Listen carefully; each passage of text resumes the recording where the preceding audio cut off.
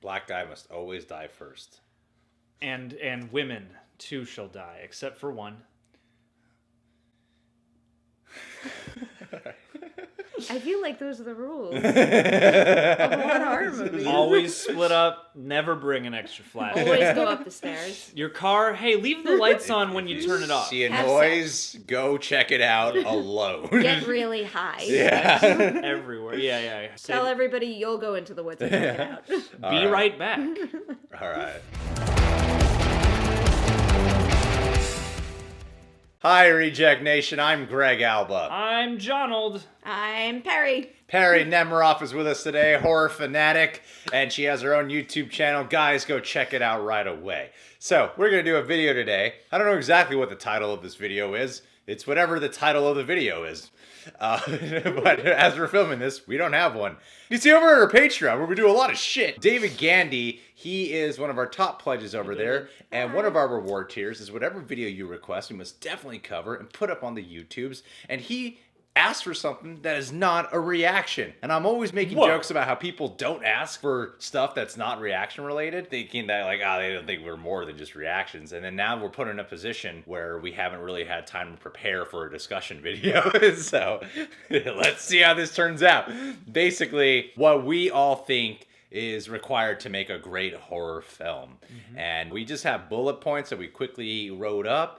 But, you know, I feel like we've all seen, especially you two, have seen so many horror films. I've seen a pretty good amount of horror. You know, I watched Hocus Pocus when I was a kid. Nightmare Before Christmas. Nightmare Before Christmas was a terrifying film when I was younger. Great Pumpkin, the Charlie Meg Brown. that was the hardest PG-13 film I've ever seen. Oh, super scary, man. I've experienced it all, so I say we just hop right into this. I mean, maybe we could have done this with a list, but let's just see what we spitball here. John, what's like one of the main things you think it takes to make a good or great horror film? I am going to start off in boring land, and I'm going to say, let us get to know your characters. No matter what horror film you're trying to tell, we need to at least have some info on these people so that we can care about them. It doesn't matter if it's a slasher, it's a demon movie, it's found footage, whatever. It's not going to be tense, and tension is key, unless we care about who we're following. Or at least have some kind of resonance with them.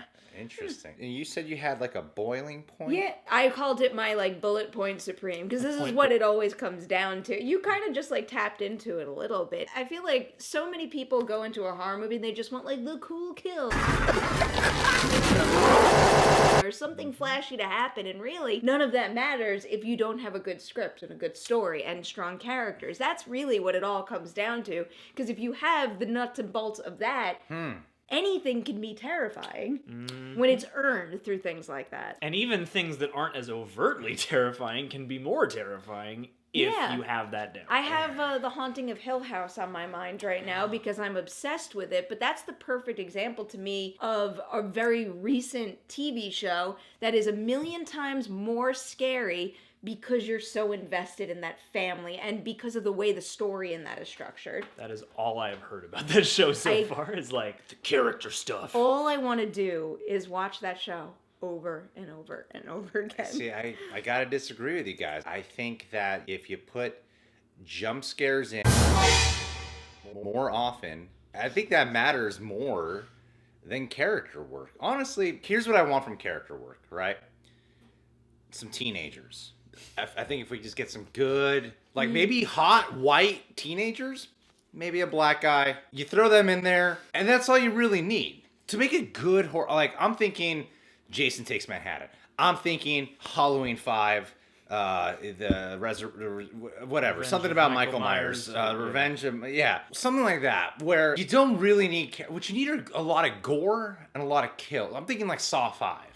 You know? I think a small piece of me is dying inside right now. But you know what? Saw 5 didn't even have those boobs. Gotta have some You gotta boobs, have man. boobs. Gotta have boobs. See, this is why I went on movie fights. I can persuade easily. This is why we need to play each other in movie fights, because I'm not persuaded at all. I mean, right John now. brings up a good point. Like, every movie has characters. But how many movies have boobs? not the majority of movies. Majority of You films guys don't sound have like boobs. the kids on the couch in Scream when they're watching Halloween. That's our goal in life, is to become those people. Okay, Like, that's a viable dream more than ever. No, okay, no, I agree with you guys. My real contribution that I don't think a lot of people are aware of, it goes in tune with character though. I think of like The Conjuring, and I haven't seen The Haunting of Hill House, but I imagine it does this too, is to not have every scene be a horror scene. True Like that. Yeah. that, it seems like a weird thing to say. It's like if you watch a comedy, you need majority of that to be funny. Like that's just plain and simple, you know? What makes most horror movies really work is when you have great scenes that are not horror scenes. I feel like you can do a good horror movie, a great one, where you have character work wrapped up in the horror for sure. But something about like The Conjuring that I love is when they're just kicking it with the family, I'll sometimes forget like, oh yeah, shit, we're watching a horror movie, aren't we? There's gonna be horror scenes coming, right? And that's not that scary of a movie, I'll admit. It's not but it's a damn good film. And I feel like character work is the main ingredient for any genre. And when you get that in a movie, you get more than just a good horror movie. You get a good film. Yeah, and I feel like that actually takes the horror element and makes it an invasive presence for the movie itself, you know, which is key. I thought you were going to say atmosphere too, because both Hill House and Conjuring have insane atmosphere, and it makes me think about a lot of Stephen King's work and why that's storytelling that basically becomes...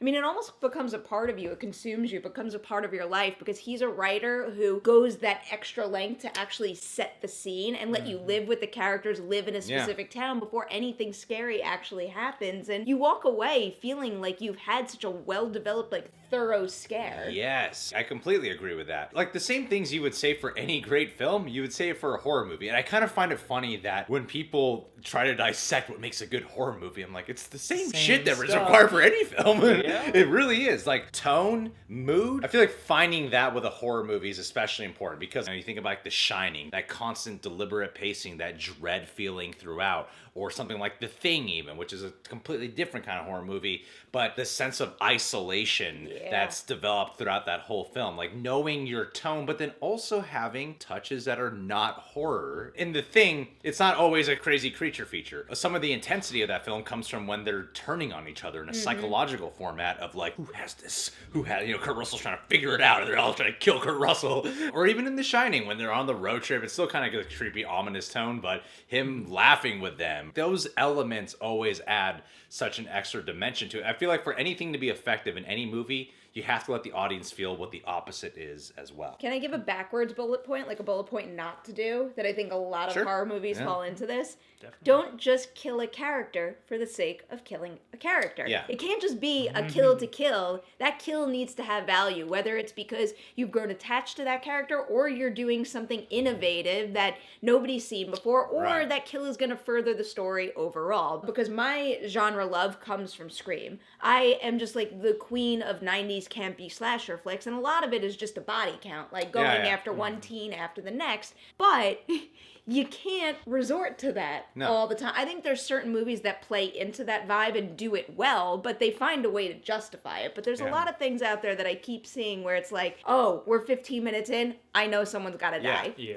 I think even with something like Scream, that's a great example of character work without going like, what's this whole person's history? You know? Like Drew Barrymore, that death is so impactful, but you don't really know who she is. But you know enough to know that she's a character that Drew Barrymore has done enough homework on to have developed. She has a boyfriend and all that stuff, and she's at home. Steve. And it's stunt casting too, because it's the fact that it's Drew Barrymore at that time. You know, she had prominence at the moment, so that we can automatically fill in the blank with her, you know, to make that moment effective. Stunt casting is also the innovation of the entire scene. The idea of someone calling and being like, what's your favorite scary movie? Really, the whole way the sequence progresses after that. I'll never forget sitting in the theater seeing that for the first time with my mom, and she just couldn't believe what was playing out on the screen because we had never really seen a kill sequence quite like that. I think with good character work too, what you have to make sure you encompass, and this goes for any film, is what is the overall theme of the movie and what is this character's goal? Because a lot of times movies just set out to try to like kills or scares.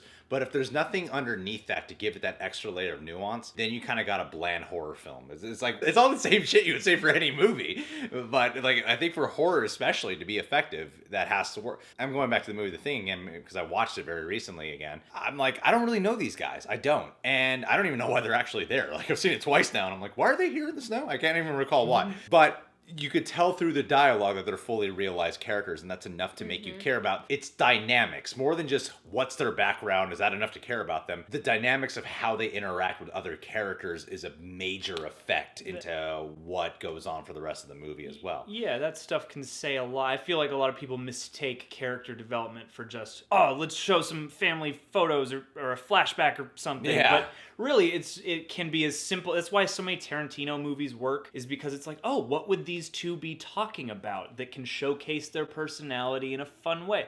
And so, yeah, things like that are super important. And going back to the point you made about scenes with different tones in a horror movie, I feel like so much of what I wrote down for this is all riding off the idea of tension and release and contrast, because the key to any and all suspense and tension is that contrast. And the key to any script is really taking the idea of, here's the regular world, here's what's about to flip about it. Yeah. And in a horror movie, the flip is just really sinister. And so I feel like, especially when talking about atmosphere, things like silence versus shrill sound are very important, because I feel like it's easy to forget about those. Like A Quiet Place came out this year, and also during Halloween there were a couple sequences where I was like, this audience is so quiet right now. Yeah. And that can be super gripping. That can be even more terrifying than having stuff with music.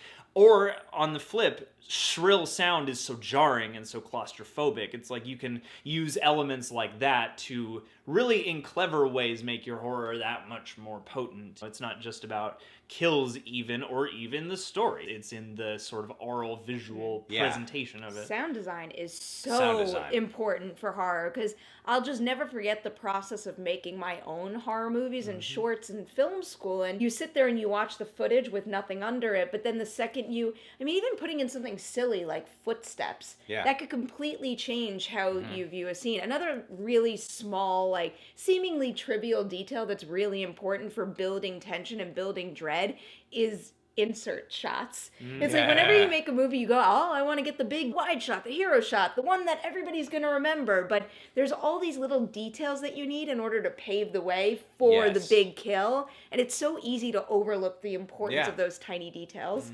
I think buildup is very important. I also think minimizing your CGI is important too.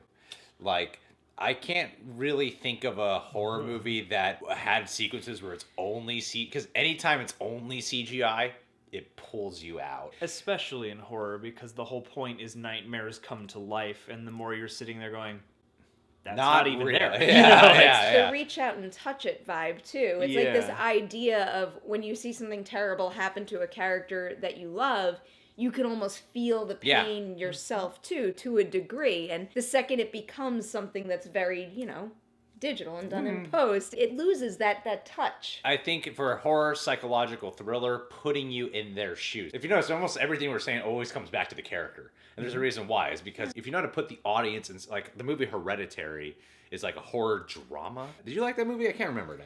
I liked it a lot, except the ending didn't work for me. That tends to be the common consensus with that film. But yeah, like Hereditary, it cuts back and forth between Toni Collette and I can't remember the son's name. Alex Wolff. Alex Wolff, yes. Now I'm forgetting his He was at character Collider, name. wasn't he? Alex Wolff is super talented. He is. He's amazing in that film. And he stole the show in Jumanji, Welcome to the Jungle. Those bookends, man. Woo. Yeah. Whenever you're with Alex Wolff or you're with Toni Collette, you're in their shoes. And I think that's also another very important thing to do, is put you in the character's shoes. And another thing not to do, I think out of any genre where I often feel smarter than the main character or any of the characters, it's horror. So if you can make a horror movie good, make sure they're making decisions where you're not like, that's stupid, I'm smarter than this character. Yeah, unless you're writing a parody or something, I kind of have grown tired of the sort of it's a horror movie logic. Yeah. Because Well, that's the thing with people who see horror movies all the time is you also start to learn. I mean, it's not even just logic. It's you've seen it done before and you know it's going to happen a certain way because of how a different movie had already done it. Exactly. Yeah. It's too often, man. That's why Scream is also genius because it plays on all those genre tropes in a really cool way. Yeah, yeah. I know Scream's my favorite horror movie of all time. Is that yours? That is. It's my favorite horror movie of all time and my second favorite movie of all time. What's your first? Jurassic Park. What's your third? that's also a horror movie. 3, 4, and 5 move around a little bit for me. Jurassic Park 3, 4, and 5. No. Definitely not. I do really like Lost World, though. Aw, high five. I You watched do the too? shit out of that when I was a kid, yeah. Yeah. I still watch the shit out of it now. Mine are Passion of the Christ, Apocalypto, Lethal Weapon 3. Perfect. Yeah. There's something common with those films, but I can't quite pinpoint it. I think they're all comedies. Something like Yeah. Another thing I wrote down for this. One thing that I wrote down that is a bit of a specific thing for me, and I don't necessarily think that perhaps every horror movie has to have this element, but I really appreciate when horror especially bothers to embrace weirdness and things that are especially surreal, because there aren't a lot of genres that I feel like directly call for just overt strangeness, because things that are hard to understand are just unsettling by design, and you can get weird in a horror movie the way you can't in any other genre, or at least the way that you would have to work really hard to justify on a whole other level in any other genre. And I feel like some of the stuff I love the most these days and some of the stuff that sticks with me the most is rather strange and weird, and that helps you be original, but again, that also helps you slip under people's skin and stay there, you know? And so, yeah, I always appreciate weirdness. I like that. Thanks. Yeah, I mean, to sum it up, it all comes down to character. Yeah, you know, just take all the elements that make a movie, focus really hard on all of them, make It sure comes they're all down to tied character in. and also not taking the easy route too. Yeah. Because I feel like that's why we need to have these discussions about horror specifically more so than with any other genre, is because the idea of the cash grab I think is more prevalent in horror than any other genre, because it's the genre where you could have the highest guarantee of making the quickest buck by doing something that had already been done before. And we tend to see a lot of that. And then all of a sudden we get a movie like Hereditary and it's like, oh, like if you actually put a little thought into the character and why the horror of the situation is infused in their lives and tearing it apart, then you have this lasting effect. Yeah, it comes down to more than just making characters likable. Let's put it like this. I love Laurie Strode in the recent Halloween movie, so I really care about her. So by the time it gets to the finale, it's intense and I fear for her. And I'm like, is this movie going to piss me off and kill her? I have that feeling. But then you can make a movie like Henry, Portrait of a Serial Killer, or you can make The Devil's Rejects, where you have characters who are not good guys. They are terrible people. Or American Psycho, which is a horror movie in and of itself, not a scary film, but it still has the horror aesthetic. You can make those kind of movies, but as long as you can make good characters that are fascinating and interesting to watch, you got a fucking movie right there. It's really that simple. Levels of engagement, Yeah. whether it's you can relate to someone or just being able to understand. That's why we can have movies from the perspective of, let's say, a killer or a bad guy. Yeah, exactly. Because if you can convince somebody of why they do what they do, then a lot of the work is done. Yeah, yeah. And take everything we said and apply it to every genre. This video applies for all genres. Boobs in every genre. Boobs! And booze. And also, Booze. to make a horror movie 3 work, Bs. you should have a moment where Three they... Bs of horror. Yeah. You should have a moment where they hear something in the background and then they jump and it's just a cat. Oh, yeah. Yeah, all characters in a horror movie gotta have a cat. Or they have No. I'm pretty sure it's the opposite. There should be no pets in any horror movie ever. Ever. Yeah. By the way, this is a sponsored video from Pet Cemetery. Go watch that movie coming out soon. Except that movie. Yeah. And Cujo. All right, guys. Well, what do you think it takes to make a horror movie work? I really can't think of anything else. I mean, there's only so much that you can say across the board, then we're gonna get into, like, personal preference. Yeah. I prefer Yeah. metaphorical monster over just regular I monster. think if there's one other thing I can add to horror, and I feel like Marvel does this really well, is knowing what associative category the horror movie has with it. Like, horror can be kind of just a broad thing to say. Knowing if your film is a monster horror film, a supernatural horror film, a psychological horror film, knowing what that additional genre is to your horror. To me, Hereditary is a horror drama, you know? Like, it feels like a movie that's about mental health, and it's a horror film, you know? So knowing what your subgenre is also makes a big difference working within your genre. And boobs. All right, guys. Well, what do you think it takes to make good horror boobs? You guys can subscribe to the Reject Nation. Also, you know, male nudity goes a long way too. I want to make the first slasher movie that has a higher percentage of dicks in it. I want that to be my stamp. Check us out on Patreon, where we got so many goodies over there. Perri Nemiroff has a channel that is so good, you will unsubscribe from most YouTube channels, so you only get notified and put all your attention on hers. But don't unsubscribe to this one. Really? Yeah. It's okay. YouTube's You automatically heard it doing it. You heard it here. Yes, stop that. Sayonara. Peace.